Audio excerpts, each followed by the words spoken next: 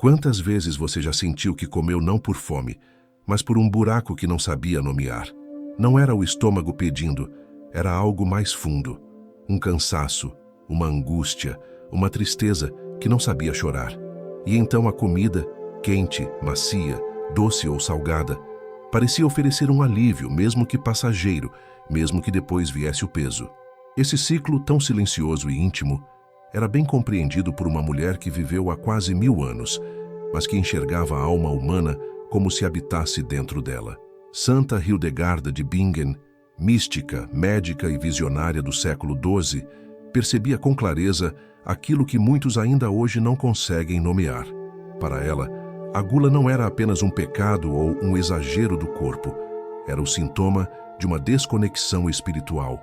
Ela dizia que a gula é um ruído entre o corpo, a alma e a graça divina, um eco de algo que se perdeu dentro, porque quem come demais, muitas vezes, não está tentando saciar o estômago, mas o que falta por dentro. O corpo, confuso, tenta resolver sozinho a dor que a alma não consegue expressar, e por isso pede mais e mais.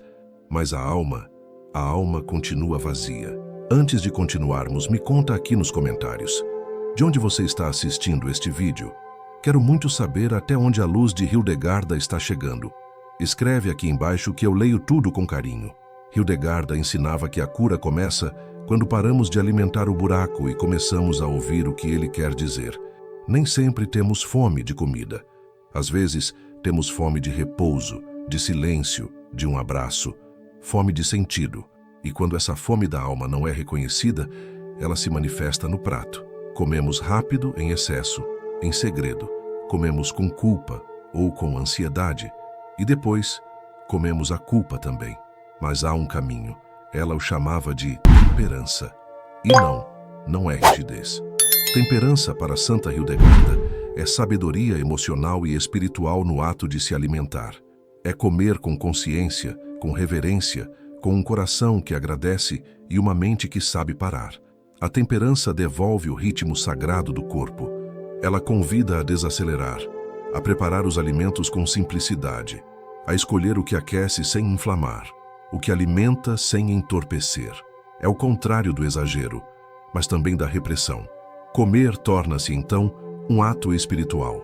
E nessa mesa silenciosa, algo começa a se curar. Não só o corpo, mas o que estava vazio. Começa a se encher de luz. A transformação da gula em temperança não acontece com dietas rígidas, nem com culpa disfarçada de disciplina. Segundo Hildegarda, ela começa com um gesto sutil. Reconhecer que o excesso não resolve a dor, apenas a máscara. E a partir desse reconhecimento, a cura ganha forma através de gestos simples, porém sagrados. Porque comer é mais do que nutrir o corpo. É uma maneira de se reconciliar com a vida. O primeiro passo é a presença. Antes de qualquer alimento tocar a boca, Hildegarda nos convida a tocar a alma com uma prece. Uma oração curta, um olhar para o alto, uma respiração profunda. É nesse instante que o ato de comer deixa de ser automático e passa a ser consagrado. Não se trata de religião, mas de colocar sentido onde antes havia pressa, de transformar a mesa em altar, de devolver ao alimento seu papel de medicina e não de anestesia. E se a temperança tem um alicerce na alma, ela também se expressa no corpo através da escolha dos alimentos. Santa Hildegarda apontava a espelta como o cereal central de uma vida equilibrada. Ela o chamava de cereal da alegria, porque aquece sem inflamar, sacia sem pesar, fortalece sem endurecer. A espelta acalma o sistema digestivo, estabiliza as emoções e clareia os pensamentos. Pode ser consumida como pão, papinha, sopa, grãos cozidos, biscoitos simples, mas sempre com preparo lento, respeitoso, com gratidão. Outros alimentos quentes e suaves também ocupam lugar de destaque. A cenoura cozida lentamente com ervas adocicadas, como o alecrim e o tomilho. A abóbora, alimento do coração, que devolve a doçura da infância. O funcho, que Hildegarda chamava de erva da luz, por clarear a mente e afastar a tristeza.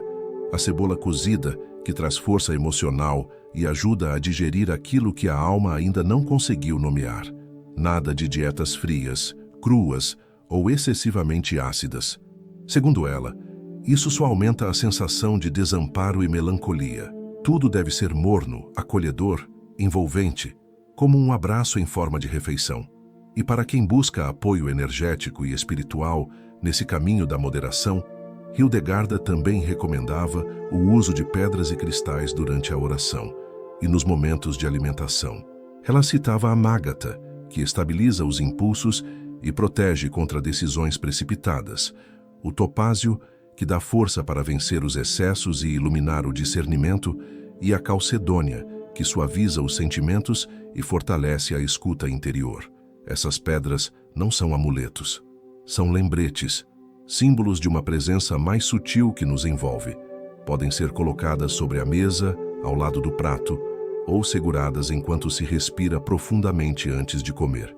A intenção é sempre a mesma: transformar o ato de comer em comunhão, transformar o excesso em equilíbrio, transformar a gula em um gesto de amor. Porque para Santa Hildegarda, a temperança não era uma virtude distante, era uma forma de libertação.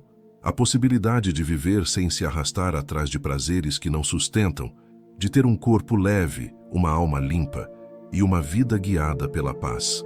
A temperança, para Santa Hildegarda, não era uma renúncia amarga. Não era o ato de resistir ao prazer com os dentes cerrados. Era muito mais profundo, mais doce, mais libertador. Ela dizia que a verdadeira temperança é liberdade. Liberdade de não depender do excesso, de não precisar se preencher com o que esvazia, de não viver refém daquilo que deveria apenas nutrir. Viver com temperança é como respirar em paz. É sentir que nada te falta, mesmo diante de um prato simples. É mastigar devagar, como quem saboreia um instante de eternidade. É escolher o que aquece, não o que entorpece. É ouvir o próprio corpo e perceber que ele não é inimigo, é templo. É entender que o ritmo da fome pode ser um espelho do ritmo da alma. Hildegarda via o excesso como uma sombra que se forma quando perdemos o eixo, quando esquecemos quem somos, quando estamos longe da nossa própria luz. A gula, nesse sentido, é apenas um sintoma, um reflexo de um coração que tenta se encontrar, e a temperança é a luz que reacende esse caminho interior. Não é sobre contar calorias, é sobre contar bênçãos. Não é sobre evitar um alimento, é sobre buscar o alimento certo, para o corpo, para a alma e para o espírito. É sobre devolver ao ato de comer sua dimensão sagrada. Porque quando comemos com amor, em silêncio, em gratidão, algo dentro de nós se alinha. A digestão melhora, o pensamento clareia, o cansaço desaparece, a alma repousa. Santa Hildegarda dizia que a comida certa no espírito certo tem poder de cura invisível. Ela pode aliviar a tristeza, fortalecer a coragem, abrir espaço para a esperança e, acima de tudo, pode nos reconectar com Deus. Não com palavras, mas com presença. Aquele pão de espelta simples, feito com mãos serenas e coração orante, se torna uma forma de oração. Aquela sopa quente, preparada com ervas suaves e alma quieta, se torna um bálsamo. E cada refeição, mesmo solitária, se torna comunhão com o divino. A cura, então, não começa no prato, começa no olhar. No olhar com que você escolhe, prepara e recebe o que a terra oferece. Se esse olhar estiver cheio de respeito, o corpo recebe saúde, a alma recebe consolo e o espírito, finalmente, encontra descanso.